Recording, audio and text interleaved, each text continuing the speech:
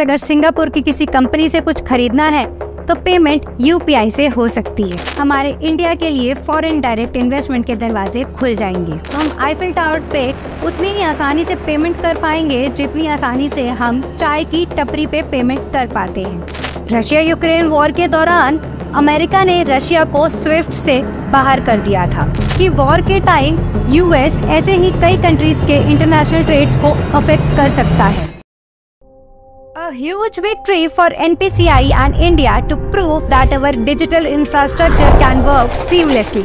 मतलब अब इंडिया का डिजिटल सिस्टम वेस्टर्न वर्ल्ड में सीमलेसली काम करेगा। Now UPI will be trump to the western banks।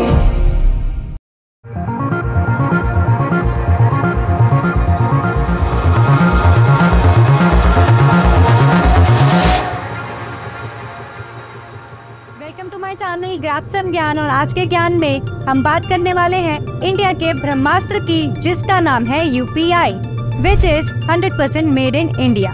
And now it is an honour for our India, क्योंकि अब यूपीआई एशियन और गल्फ कंट्रीज में ही नहीं, अब यूरोपियन कंट्रीज में भी यूज कर सकते हैं, which means UPI is now spreading all around the world. Unified payments interface एक ऐसी रेवोल्यूशनलाइजिंग टेक्नोलॉजी है जिसका तोड़ यूएस जैसी एडवांस देश के पास भी नहीं है। अब यूपीआई क्या है and what is its history? Unified payments interface एक ऐसा पेमेंट सिस्टम है that allows user to link more than one bank account in single smartphone app, जिसके यूज से फंड्स ट्रांसफर बिना आईएफएससी कोड और अकाउंट नंबर के easily कर पाएंगे। ये एक रियल टाइम पेमेंट सिस्टम है where funds are credited instantly on real time basis.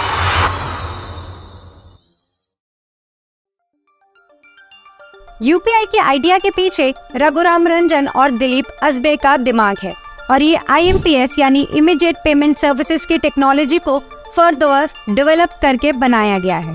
11 अप्रैल 2016 को national payment corporation of India ने UPI लॉन्च करा। Reserve Bank along with the National Payments Corporation of India has launched the Unified Payments Interface।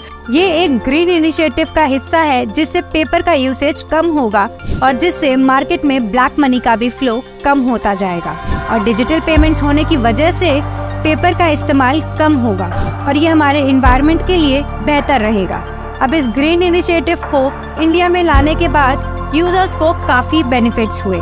NEFT, RTGS, IMPS जैसे systems में time limit, one time password, money transfer limit और bank के चक्कर काटने जैसे सभी problems का एक ऑलराउंडर सॉल्यूशन बन गया यूपीआई, जिसमें यूजर्स को अपनी इंफॉर्मेशन शेयर करे बिना एक यूपीआई आईडी या क्यूआर कोड जनरेट करके कभी भी कहीं से भी पैसे ट्रांसफर किए जा सकते हैं। लॉकडाउन लगने के बाद यूपीआई की पॉपुलैरिटी बहुत तेजी से बढ़ी और अब ये तूफान इस तरह फैल चुका है कि फाइनेंशियल ईयर 2022-23 में यूपीआई के एनुअली 84 बिलियन से भी ज्यादा ट्रांजैक्शंस हुए हैं। ये ऐप इतना सिक्योर है कि there is no risk of storing customers virtual address.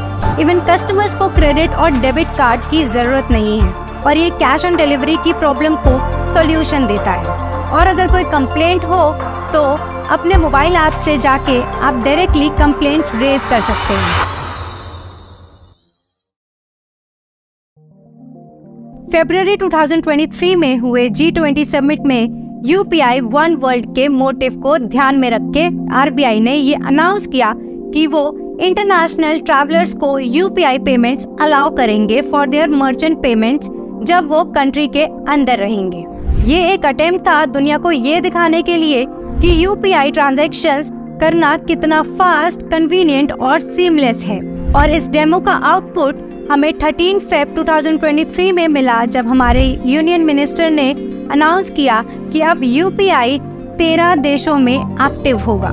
और उसी समिट में इंडिया और सिंगापुर ने एक इम्पोर्टेंट एग्रीमेंट भी साइन किया कि वो पेमेंट सिस्टम को इंटीग्रेट करने वाले हैं, जिससे क्रॉस बॉर्डर ट्रांजैक्शंस इजी हो जाएंगे। इसके होने से 3 इम्पोर्टेंट प्रॉब्लम्स सॉल्व हो जाएंगे।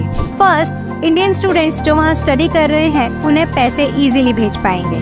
सेकंड, इंडियन सप्लायर्स से सिंगापुर में गुड्स खरीदने पर पेमेंट यूपीआई से कर पाएंगे। एंड लास्ट, अगर सिंगापुर की किसी कंपनी से कुछ खरीदना है तो पेमेंट यूपीआई से हो सकती है। और सबसे मेजर है इस प्रोसेस के सक्सेस से हमारे इंडिया के लिए फॉरेन डायरेक्ट इन्वेस्टमेंट के दरवाजे खुल जाएंगे।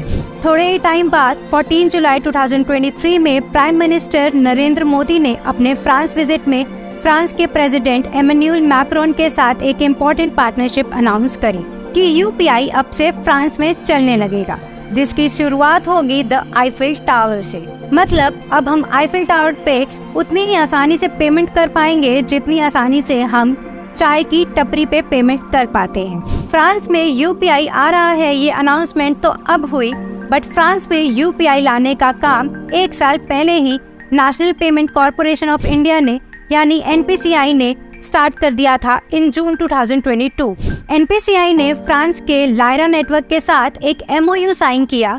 इस डील में इंडियन टूरिस्ट फ्रांस में यूपीआई का यूज करके पेमेंट कर पाएंगे। इसी तरह इंडिया के यूपीआई को रशिया के फास्टर पेमेंट सिस्टम के साथ, यूएई के नेशनल इंटरनेशनल एंड मस्ट्रेक बैंक के साथ, यूनाइटेड किंगडम्स के टेरापे और पे एक्सपर्ट के साथ, ओमान के ओमान सेंट्रल बैंक के साथ साथ और भी कई सारे देश के पार्टनर्स के साथ इंटीग्रेट करके कई सारे पेमेंट सिस्टम्स डेवलप किए जा रहे हैं, जिससे क्रॉस बॉर्डर ट्रांजैक्शंस इजी हो जाएंगे। फ्रेंड्स, अभी तक हम 3 तरीकों से फॉरेन कंट्रीज में अपने पैसे यूज कर पाते थे।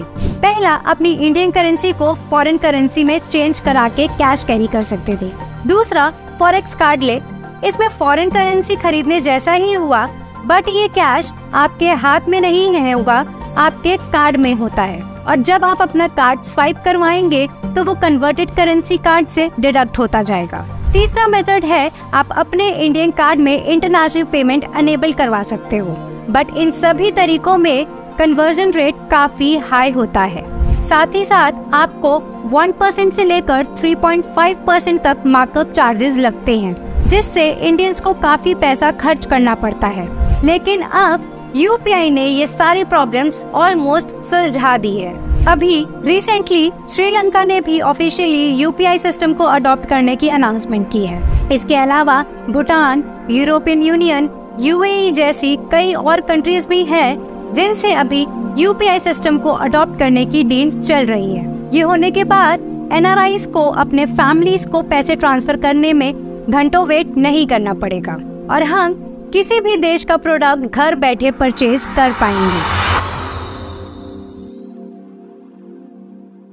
आज दुनिया की सिचुएशन ऐसी है कि इंटरनेशनल पेमेंट्स का एक बहुत बड़ा सेक्टर मास्टर कार्ड और वीजा सिस्टम हैंडल करती है द अमेरिकन एक्सप्रेस जैसी अमेरिकन कंपनीज, जो स्विफ्ट पेमेंट सिस्टम के थ्रू ट्रांजैक्शंस करती हैं और इसके लिए अपने हिसाब से जितना चार्ज करना है करती हैं। रशिया यूक्रेन वॉर के दौरान अमेरिका ने रशिया को स्विफ्ट से बाहर कर दिया था, जिससे उनके इंटरनेशनल ट्रेड्स पूरी तरह बंद हो गए थे। इससे हमें ये समझ आता है कि वॉर के टाइम यूएस ऐसे ही कई कंट्रीज के इंटरनेशनल ट्रेड्स को अफेक्ट कर सकता है। ऐसे में इंडिया के पास खुद का इंडिजीनियस पेमेंट सिस्टम होना हमें एक एडेड सिक्योरिटी देता है किसी भी वॉर सिचुएशन में, which is now stand currently as monopoly figure of India in UPI.